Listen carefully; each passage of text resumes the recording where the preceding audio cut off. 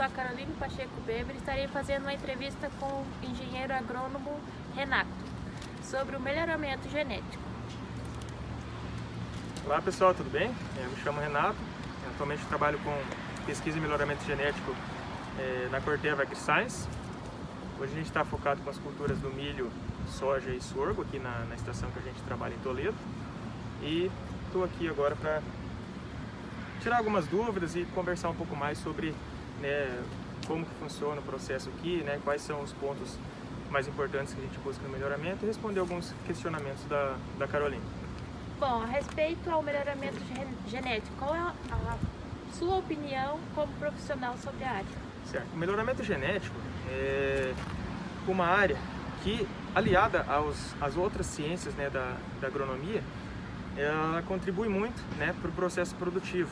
A gente não precisa retornar muito tempo atrás, coisa de 10 anos atrás. Se a gente ouvisse um agricultor, por exemplo, falar que colheu ali 100 sacas por hectare de soja, o pessoal dava risada e chamava o agricultor de mentiroso. Hoje já é algo que é comum. Então, como que se chega a essa produtividade? Então, essa produtividade ela é alcançada através do melhoramento genético, o investimento em tecnologias, biotecnologias também, e aliado a outras ciências, E com isso também existe uma preocupação muito grande em relação à fauna e à flora, que impacto que isso pode ter no ambiente, principalmente questões de insetos, muita preocupação com abelhas. Então hoje, durante o processo de melhoramento, durante o processo de desenvolvimento de uma tecnologia, são realizados N estudos para avaliar o impacto que isso é causado no meio ambiente. Então não é assim que uma empresa desenvolve um transgênico, vai lá e vende para o produtor. Não, existem anos e anos de estudos em cima dessa tecnologia.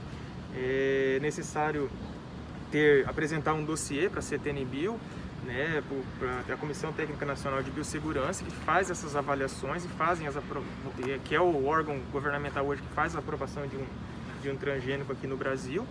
Então é necessário apresentar vários estudos de... E como é feito o melhoramento nas plantas? Certo. Isso é muito particular de espécie para espécie. Então nós temos, por exemplo, algumas espécies.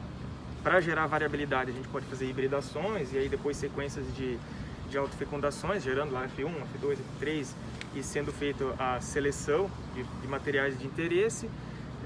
Existem algumas tecnologias no mercado, por exemplo, grandes empresas hoje, elas utilizam muito a técnica do DH, duplo haploide, onde se ganha um tempo muito grande no processo de melhoramento. Em cerca de 3 ciclos, a gente já consegue ter uma linhagem pura. Quando no melhoramento convencional, a gente precisa fazer, por exemplo, as hibridações, e aí uma série de autofecundações, F2, F3, F4, F5, F6, F7, para conseguir deixar essa linhagem pura. Então hoje as grandes empresas, a maioria delas já utilizam a questão de duplo haploide para o melhoramento. Quando se fala em frutíferas, por exemplo, pensando em frutíferas, já é um pouco diferente, Frutíferas a gente não tem mais essa condição de fazer uma hibridação, plantar a semente, esperar nascer. Então, muitas delas é feito o quê? Selecionando melhores ramos e fazendo talvez uma enxertia, uma muda, selecionando melhores partes da planta para poder gerar uma nova muda, que aí a gente consegue ganhar um tempo em relação a isso. E aí também tem questões, plantas autógamas, plantas alógamas, E como é desenvolvida uma cultivar transgênica? Certo. Essa é uma pergunta que muitas pessoas fazem, Como que chega a ter o material transgênico até o produtor, Então, a parte da modificação genética, ela não é algo assim que você modifica todas as plantas que a gente vende para o agricultor. Geralmente tem uma linhagem base que ela é desenvolvida, então tem vários processos que vocês vão estar aprendendo isso um pouco melhor na matéria de biotecnologia, que ainda tem na grade da agronomia da FAG, Essa matéria de biotecnologia, vocês vão ver os métodos que existem de transformação de plantas, Então, a partir do método de transformação de plantas que ele é aplicado, a partir do momento que é obtido uma planta com esse gene de interesse, que foi inserido nessa planta, essa tecnologia ela é compartilhada para as demais linhagens de um programa de uma empresa através do método utilizado de retrocruzamento. Então, como é feito? Eles utilizam essa planta, multiplicam a semente dela e tal, e aí essas plantas, vamos usar um exemplo do milho. Eu tenho uma linhagem de milho que ela tem uma tecnologia transgênica inserida nela, e eu tenho uma linhagem de milho que não tem. Então faço a hibridação entre essas duas linhagens, e o F1 desse material, ele vai ter parte da carga genética do pai e parte da carga genética da mãe, né? Quando eu avanço essa geração, eu vou ter o que a gente fala de segregante, um material segregante. Então vai ter o quê?